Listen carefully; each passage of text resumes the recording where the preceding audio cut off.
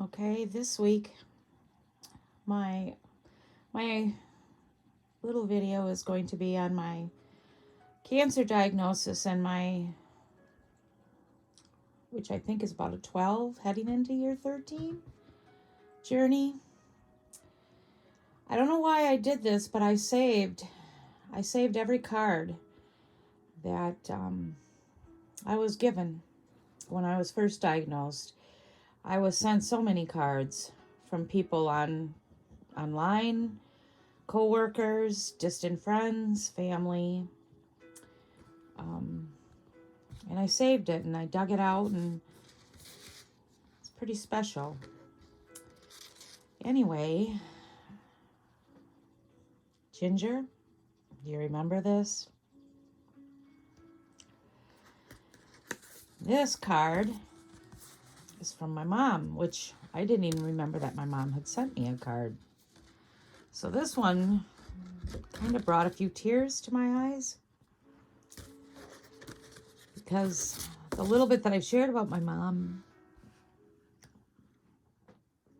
well, it was never a good relationship, but I know that she loved us. She loved me.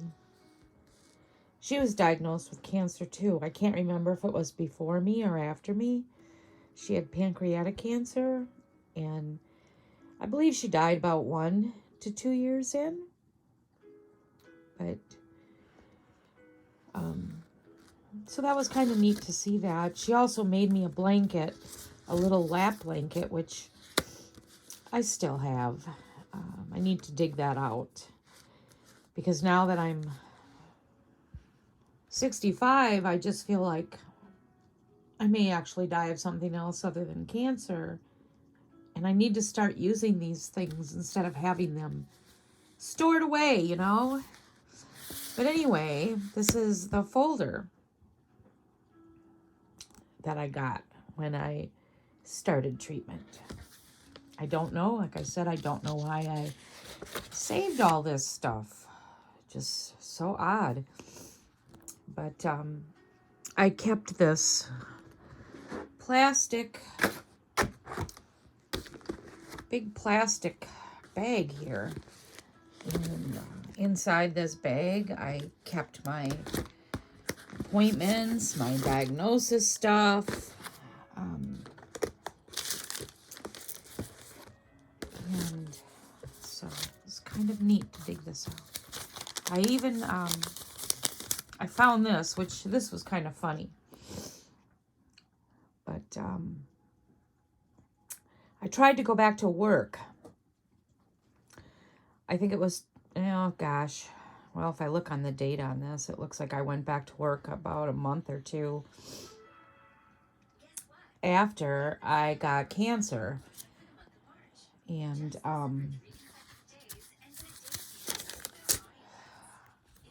I got this ticket, passing and a no passing. And it was gosh, what was it? It was like a $200 and some ticket. And I was so frustrated. Yeah, $213. And I was so frustrated because this was my first day back at work. And at that time, I was still on, well, I was on treatment, but I was on so many pain meds. And it's actually ridiculous that I tried to go back to that job. I mean, when you're on morphine, oxycodone, it looks like this was my work release. But when, you're on those kind of drugs, I mean, I was on major opiates, and I worked with children. I worked as a family development worker with the county, and basically I was a CHIPS worker. I worked with children that were abused and neglected, and I was the one that did the visitation between parents and children. So I was transporting children, transporting parents. I was with children in the homes, out of the homes, and I went back to work, and it was only about, I think 4 weeks in, I was allowed to work a maximum of 15 hours a week is what it was. 15 hours a week, no more than 4 hours a day. And, normally I worked 40 hours a week, but yeah, here it is. I was limitation of 4 hours daily or up to 15 hours per week. So that's what I went back to work for. But I was not totally honest with my work, with my employer, because, like I said, I was on all those drugs. And about 3 or 4 weeks in, I learned that every week that I worked, or basically every day that I worked, I was losing money from my disability. It was dropping. And someone had asked me to come in, and they asked me what I was doing. It was someone from the office, and they asked why I was trying to work, because I was actually harming myself working the 15 hours a week by losing my disability benefit. And at that point, when they had talked to me, I think I was already down about $500 a month, and which I didn't know that I had that benefit at the time. I never know that I signed up for it. But anyway, when I learned that it was actually costing me money to go back to work, and then the fact that I was on these drugs and it didn't look like I was going to be getting off of them anytime soon, I went on the leave. And so I saved all this stuff, and it's kind of sad times. This was 2011, so yeah, I'm not supposed to be here, but I thought I would start this video with all of these cards and mementos from when I got diagnosed. So I will continue, and next up will be the journey, like how I started, how I was diagnosed, what happened that day, and such. Okay, so I'm going to continue on with, I may have to do this in 2 parts, because I didn't realize, but I think there's a lot more to my cancer journey than what I thought. So anyway, I started by showing you the cards and some things that I've saved. Actually, I think that's pretty much everything I've saved since this journey started in September of 2011. What I'm going to do first is just start the day that I was diagnosed, how it started. And like I said, I'll probably have to continue into two segments of this. But anyway, I did want to add one little side note, that ticket that I showed you that I got on the first day back to work, it was like a $200 and some ticket for passing and a no passing. Well, I was so flustered that I didn't even go to court. Mr. Wonderful went to court for me and explained my situation, that it was my first day back to work after learning that I had been diagnosed with terminal cancer. And at that time, we did think we were looking at 6 to 12 months. And the judge dismissed the ticket. So that was good news. But anyway, I just wanted to follow up with that little tidbit. So I woke up on, I believe it was September 22nd. I may be off a day or so, but I woke up that day to go to work, and I had the slightest pain in my left side in the rib cage area. It was just annoying. It wasn't painful. It was just like, you're just like, well, something hurts. And I didn't know. So I went to work, and that particular day, my job consisted of, I was spending pretty much the entire morning in court, in a court case. And that was rare for me to be in court for that amount of time. But anyway, I went to court that day, and during the entire day, I noticed I just kept getting fidgety in my chair, and I would move and shift. And it's like that pain it didn't get worse, but it didn't get better, and it didn't go away. So normally I got to work by 8, but I left the house around 7:15. So by the end of the day, it was still there. Nothing else happened. Nothing else was going on. Just that slight pain in the rib cage. So I get home, and normally what I did is I tried to work 10 to 12-hour days so that I could have Fridays off. And so I got home that night a little after 6.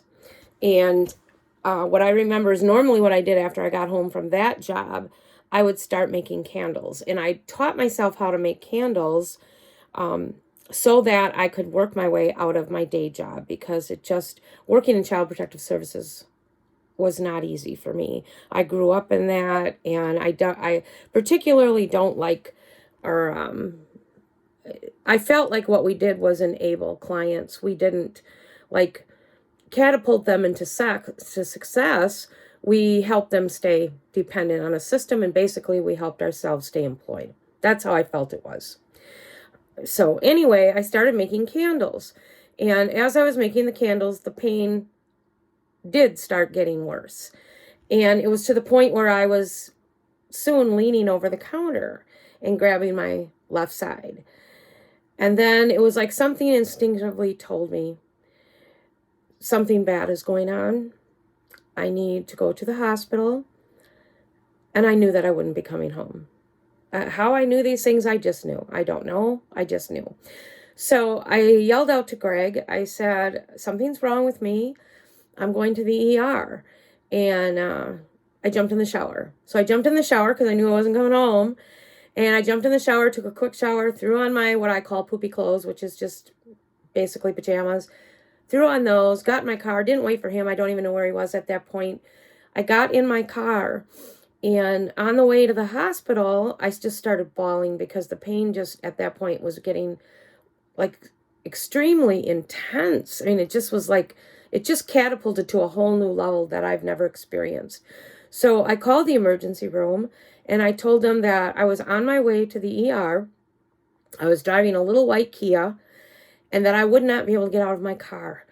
And would someone please meet me in the parking lot, that I was going to need help getting in. And I hung up. So I get to the hospital, and I'll be damned, there were some nurses standing out there. I still can't believe that to this day, but they were standing out there. I opened my car door, and I just kind of collapsed out of the car, and I started screaming, and I said, I don't know what's wrong with me, but I just can't bear this. And so they got a stretcher or whatever, wheeled me in, and in that short time, I just started screaming like really bad. And I think I kind of checked out. I blacked out.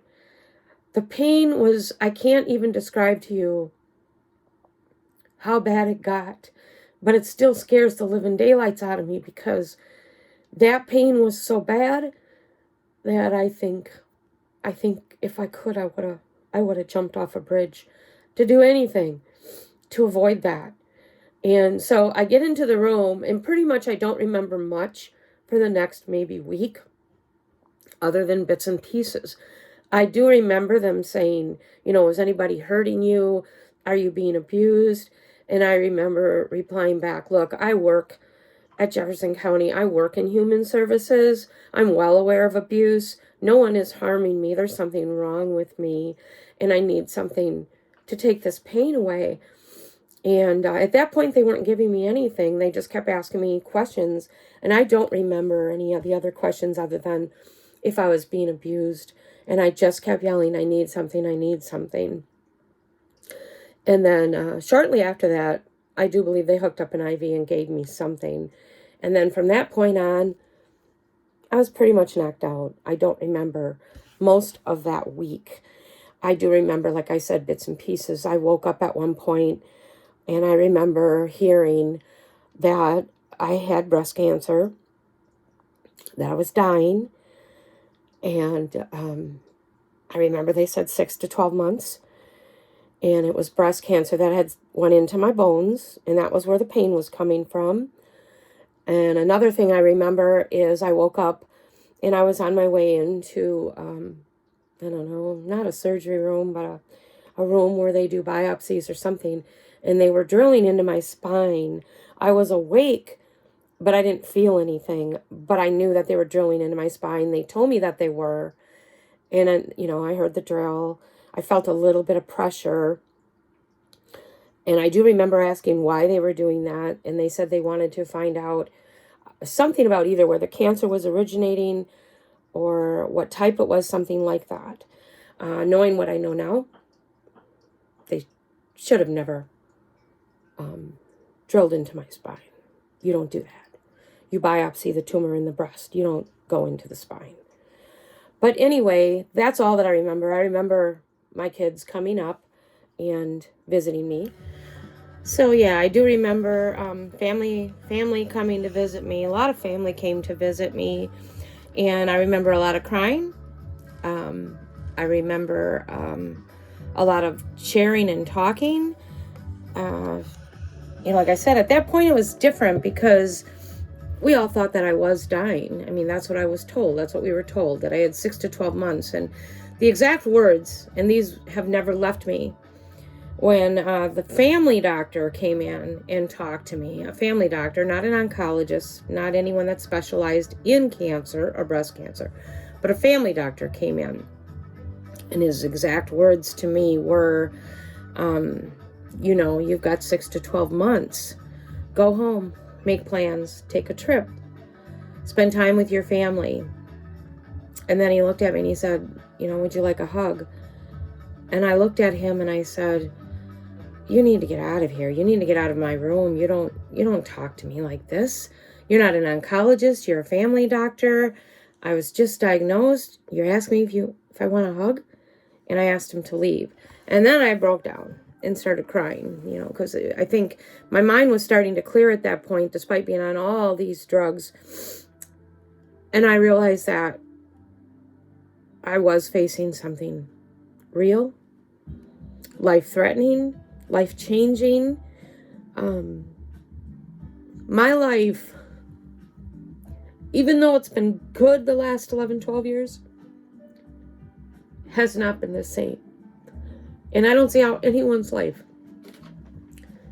could be the same after a diagnosis like that. And I'm including even if it's good, because even if it's good, like in my case, I've lived way longer than what I was supposed to. In the midst of that, it's like every day you live with, it's like this bomb, I feel like I have a bomb inside me. It's never going to leave. It hasn't left. It's still there. I know it's going to go off, but when? And, cancer has the ability to basically paralyze you, stop everything in its tracks. You can be very ill.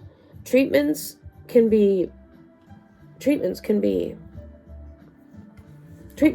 paralyze you and take away any quality of life. And one thing I've wondered through this 11, 12 years is, if I could, I don't think I would change anything that I've been through, but I know, like, when it comes time to change treatments, I'm going to be very selective, because now that I've lived this long, quality of life is more important to me, not quantity anymore. At 53, I still wanted time. I've gotten that time. At 65, it really hit me this year that I very well can die of something else. And it may not be cancer that takes me home. So I kind of lost that fear this year. But anyway, so I left the hospital, made up an appointment with an oncologist, did all that. Come to find out, the oncologist wasn't in my insurance, so I had to make another one. And by the time I did that, that was like a month and a half out.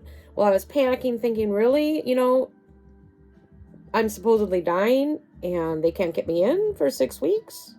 No treatment, nothing?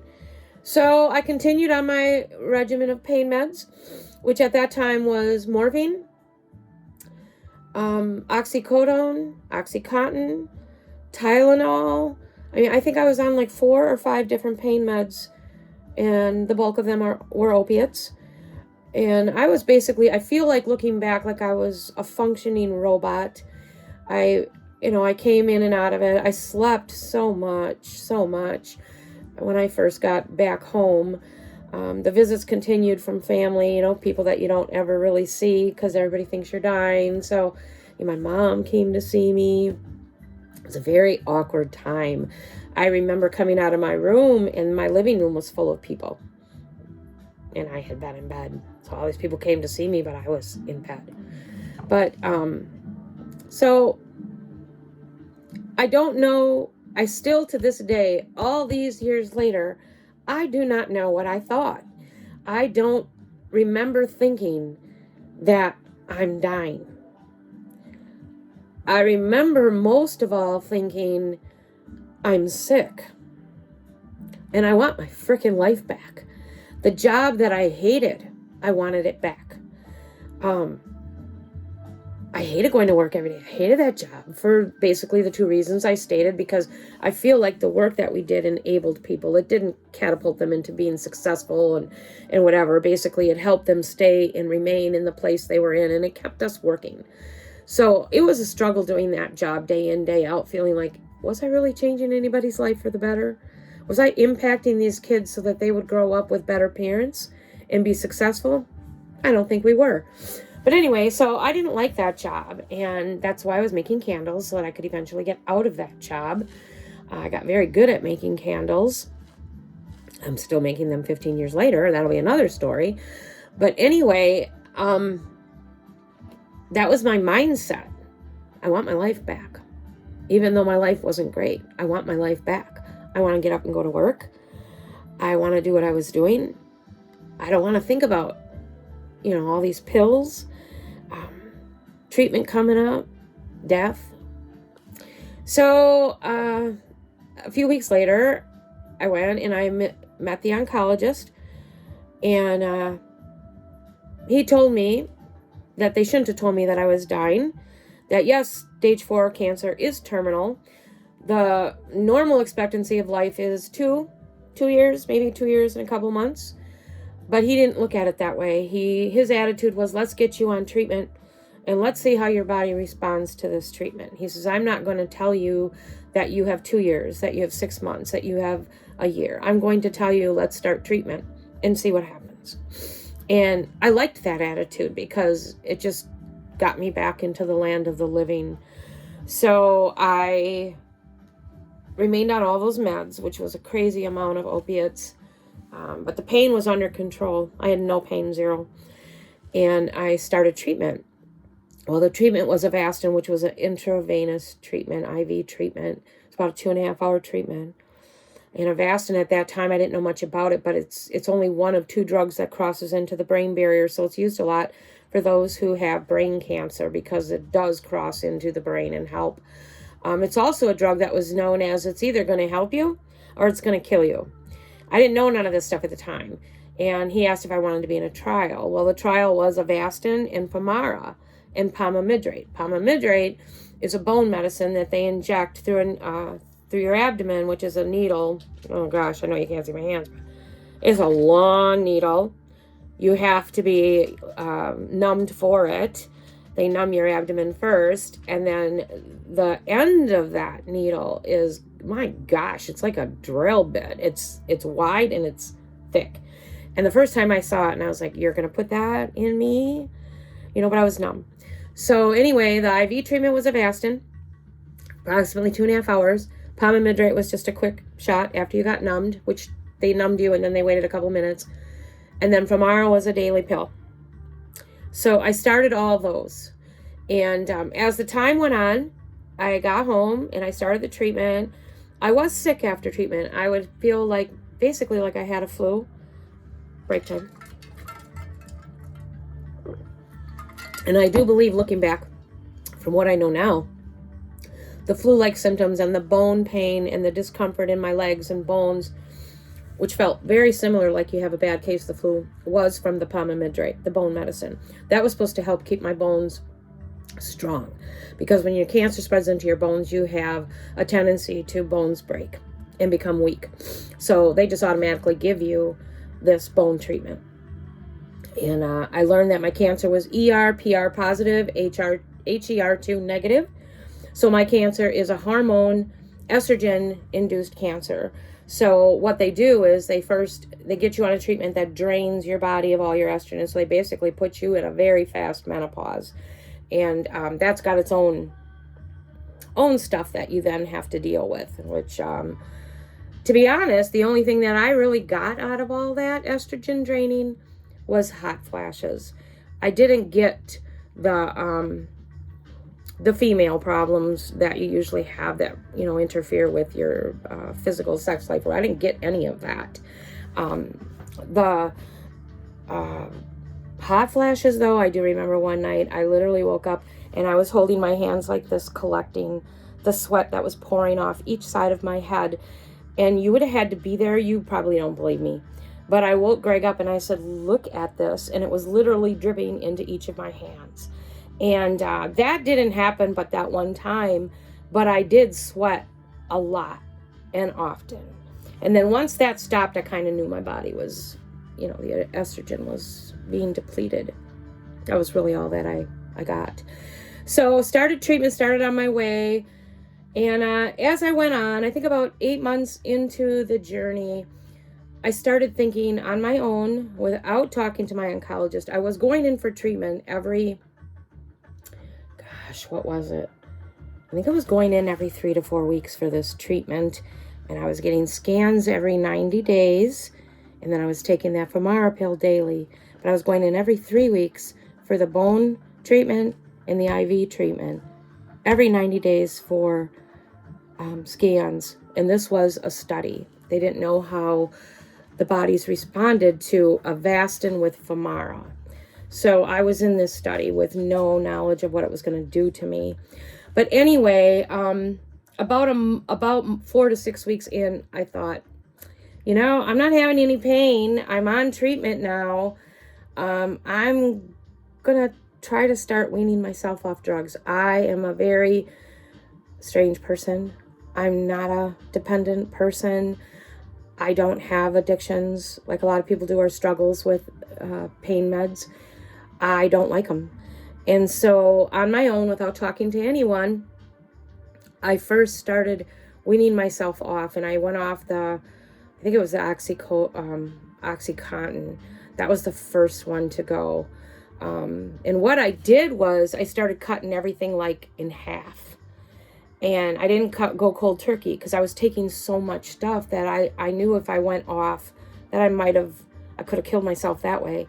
So I just slowly started going off 50%. So if I was taking 4 pills a day, I went down to 2 pills a day. Well, after I weaned myself off of the Oxy, I still had no pain. So I was like, okay, what's next?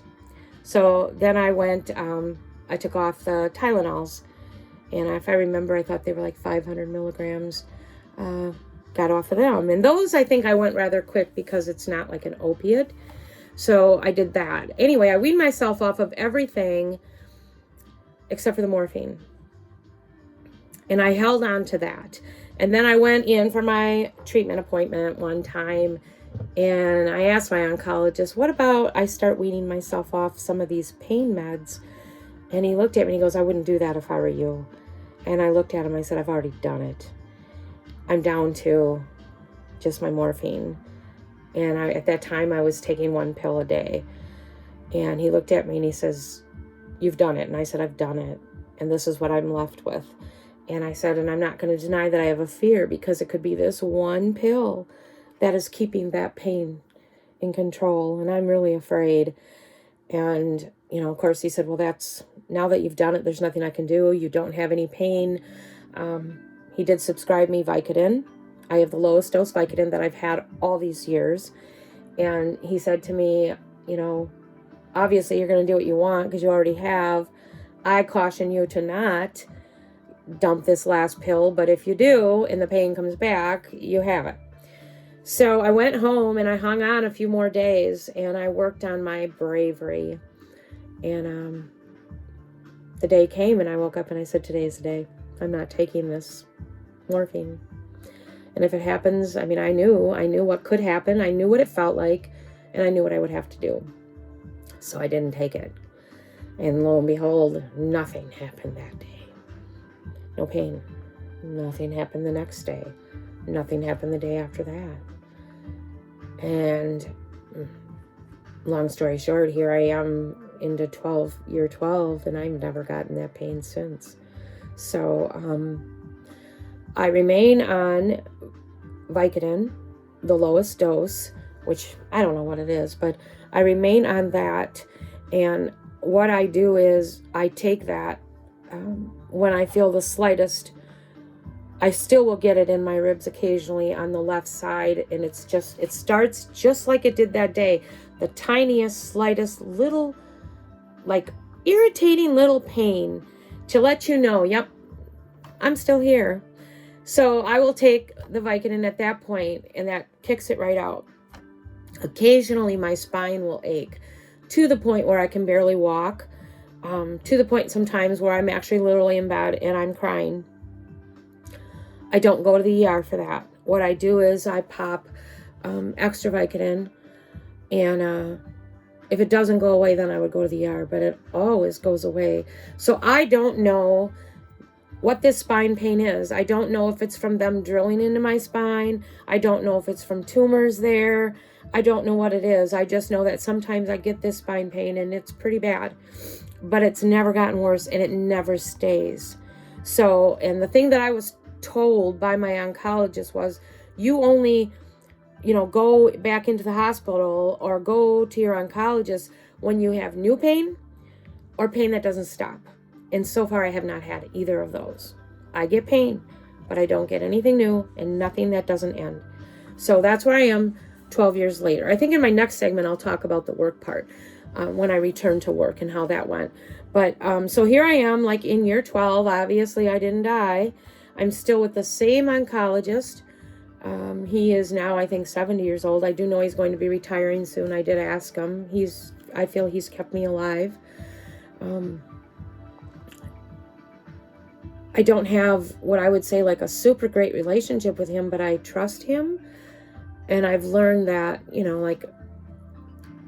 he knows me. He knows my weird personality. I have a very weird personality.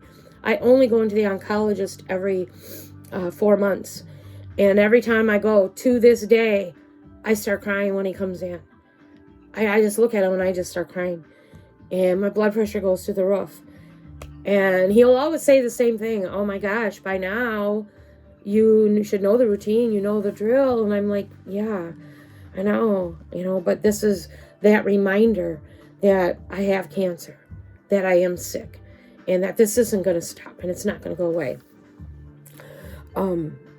A couple other things. I remember one time I asked him about my tumors, because I would see on different cancer sites that I belong to, I have 3 tumors in my liver. I have a tumor in my breast. Well, I have this. I have a very tiny, tiny, tiny, almost unseeable tumor in my right breast. I did see it on the x-ray. Ridiculously tiny. And I remember when the first time I saw it, I thought, that little thing is causing all this destruction and chaos and has changed my life. It's ridiculous. But anyway, I asked him one time, how many tumors do I have? And because I even still get asked that, and I think at 12 years, a lot of people think, oh, you don't have cancer. You're lying, whatever. I don't care anymore. None of that bothers me. I know what I've got, and I've got the proof, and I've had people go with me to treatment. I've had people sit with me through my treatments. But anyway, he just looked at me and he said, you have cancer from here, underneath my chin, to your feet. You are covered in tumors. They're too numerous to count. They're there.